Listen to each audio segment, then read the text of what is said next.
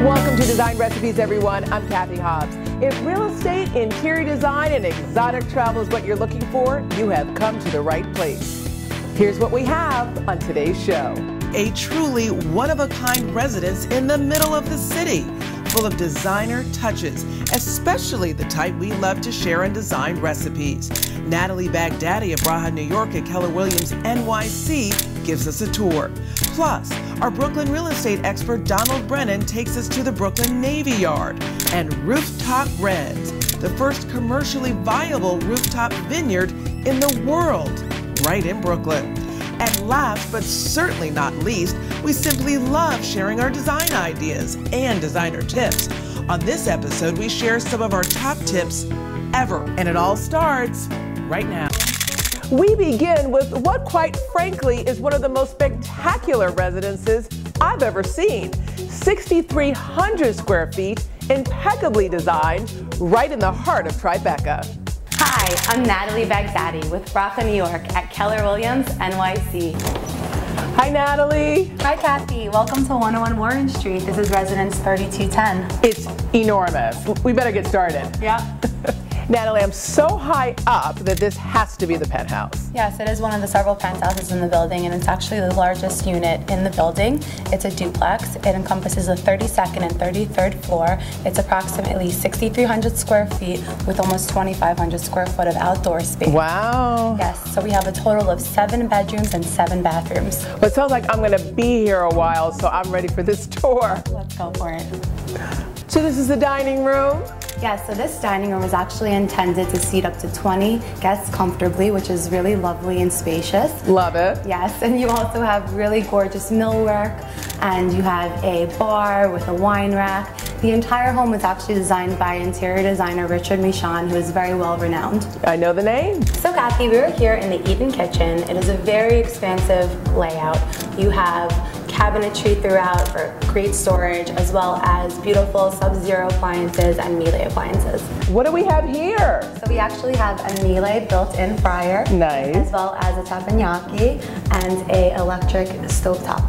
You know, I've never seen a built-in fryer. I'm going to take a look at this. Very nice for like French fries or anything that you really want to deep fry. And this, I tell you, I love going to those types of restaurants where they make that. So that's really, really kind of cool. You have these hidden refrigerator drawers, 4 of them. You would actually think of additional storage. So cool. Love that. Here we have a double Miele oven, as well as a warming drawer. Very nice. And here we have a gas cooktop with a grill component, as well as overhead vents and microwave. And Kathy, you spoke about how you love the cabinetry in the kitchen. I did. Well, let me show you something really special. Oh, wow.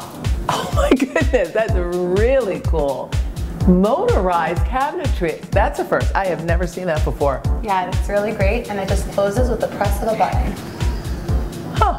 Natalie, I love all this color. I know what's behind here, but I'd love to see it. We have 2 Sub-Zero refrigerators, as well as 4 freezer drawers. Very nice, very nice. And as a coffee drinker, I have always wanted one of these. Yes, having a built-in espresso and latte maker is just so great. Home office, really liking it. Natalie, as a designer, I actually want to point out a couple things to you, like this wall covering.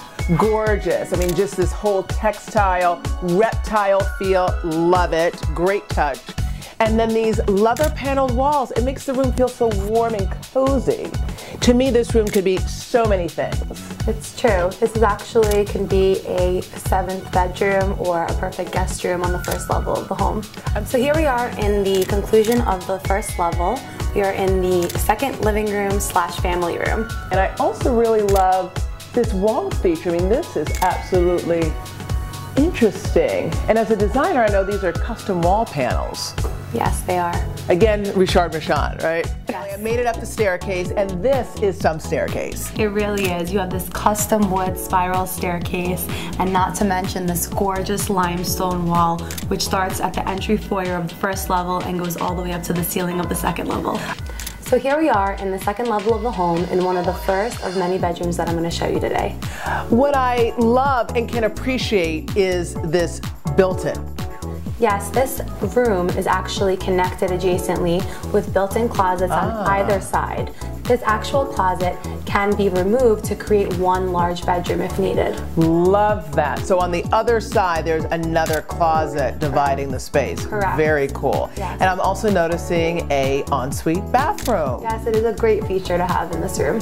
So here we are in one of the other bedrooms. We have a Jack and Jill style bathroom which connects 2 bedrooms. Love that. And I love the little pocket door feature so someone can have their privacy. Exactly. Another beautiful large bedroom. Yes, this is actually the 2nd largest bedroom in the home with its own separate ensuite bathroom. And last but certainly not least, the master suite, which is on the eastern corner of the home, featuring floor-to-ceiling windows, a spacious loft-like room with high ceilings to fit a king-size bed, and an ensuite gorgeous master bath with exquisite views. The master bathroom features a gorgeous Bizaza mosaic tile.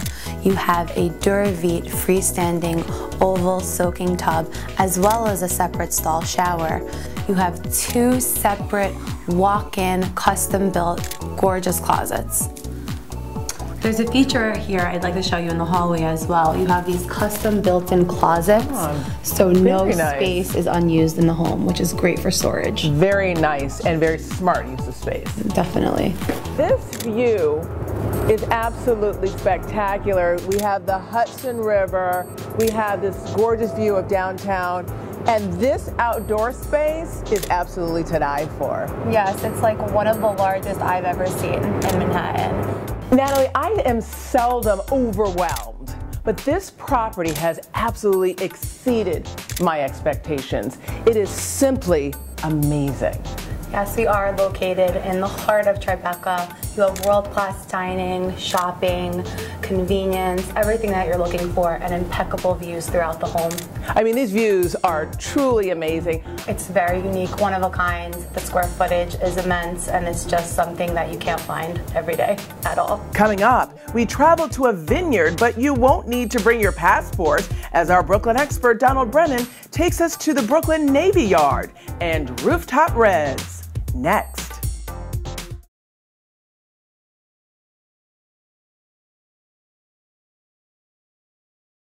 Welcome back to Design Recipes, everyone. I'm Kathy Hobbs. You are looking at grapevines that are part of a truly revolutionary urban wine movement.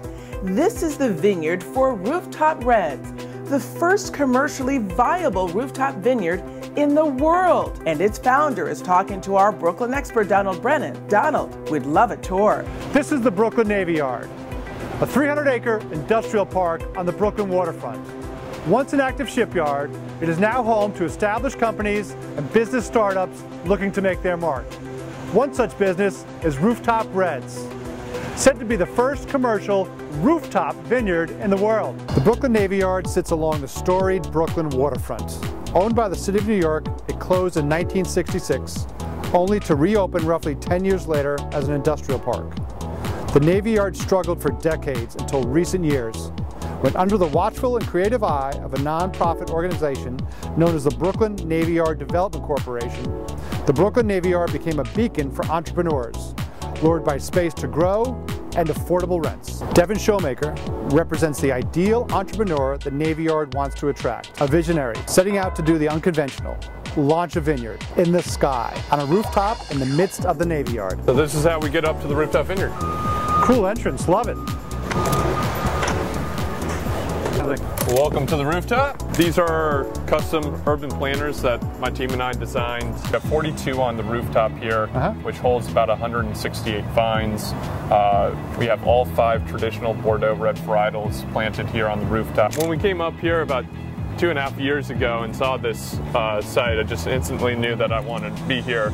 I actually cold called the Brooklyn Navy Yard and pitched the idea on the phone of Rooftop Reds, convincing them about the viability of this idea, and I really think that's the advantage of being here in the Brooklyn Navy Yard. They took an idea and they allowed me to expand on it and progress as I was establishing this business. So tell me a little bit about your background. Yeah. What got you started or interested in wines? I was working in the corporate world in Washington, D.C., did a slew of jobs. I've always been in the restaurant industry since I was 19. And I loved it. I loved serving people. I loved the interaction aspect.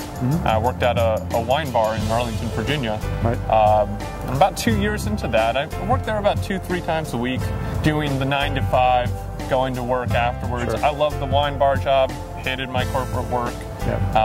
And then I just flipped a switch. How'd you come up with the idea? I was a viticulture student in Western New York in the Finger Lakes region, and I really just didn't want to live in the country. So I started a pilot project on my brother's rooftop in 2013 in Windsor Terrace neighborhood of Brooklyn. It was a 50 vine project, and Rooftop Reds just spiraled from that. So where do you and how do you produce the wine? My partner and investor, Point of the Bluff Vineyards up in Keuka Lake in the Finger Lakes wine region.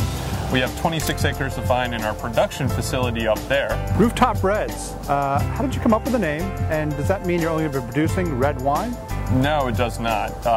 We currently are only growing red wine varietals up here on the rooftop, but we are producing white wines, rosés up in Finger Lakes, Rieslings, Traminette, Chardonnay, also Cabernet Franc Rosé, and then Cabernet Franc Reds are going to be coming out of the Finger Lakes as well.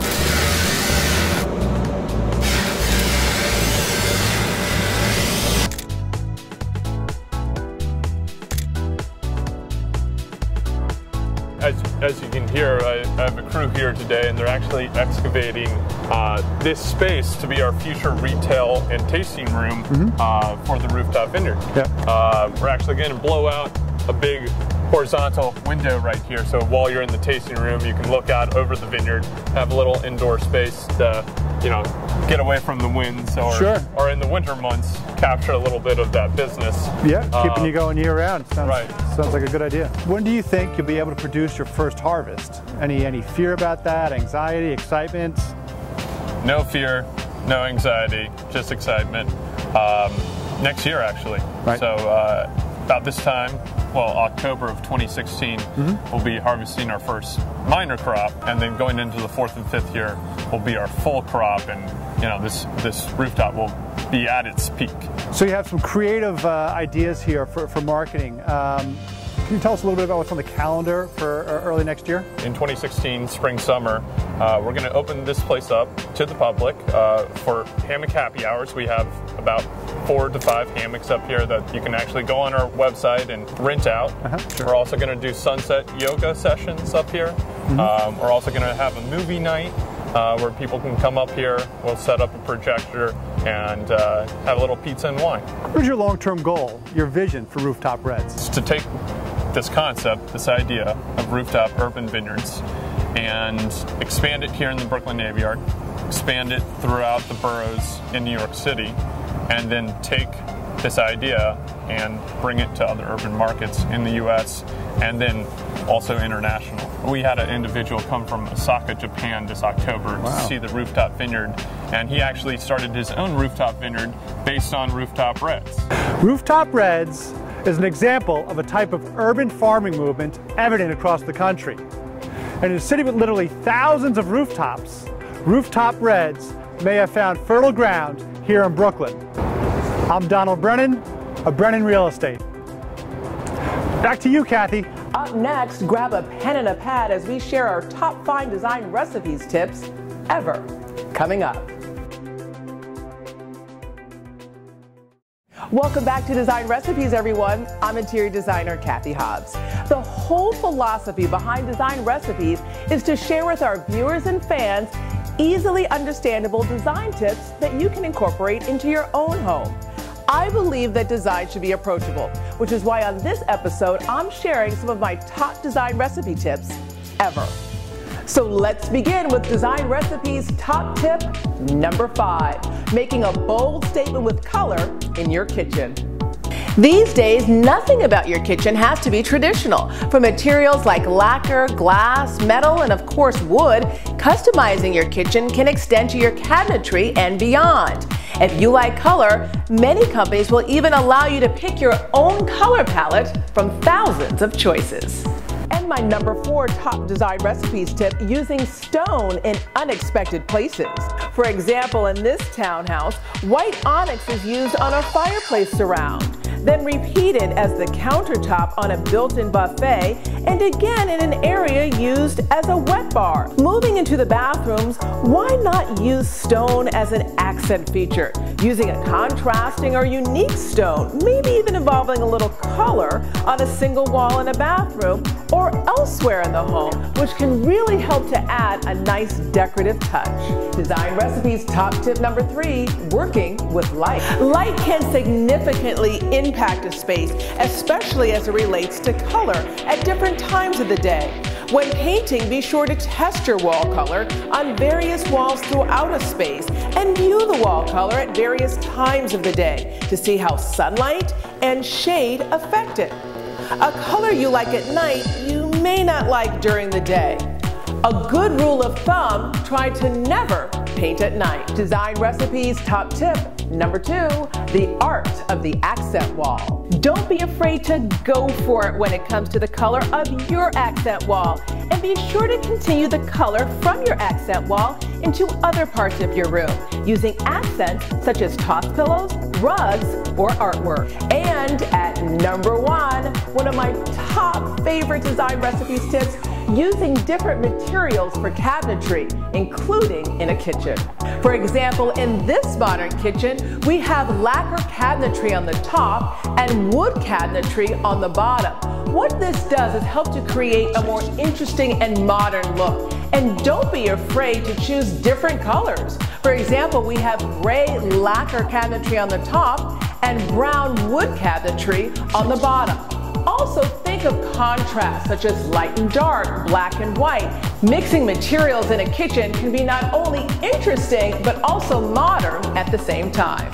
Don't forget to download the Design Recipes app for more design inspiration. And be sure to take a look at our store on House, where we have thousands of items that work beautifully with our Design Recipes tips. Well, that does it for this episode of Design Recipes. I'm interior designer Kathy Hobbs. Remember, you can watch full episodes anytime at pix11.com/Design Recipes. See you next time.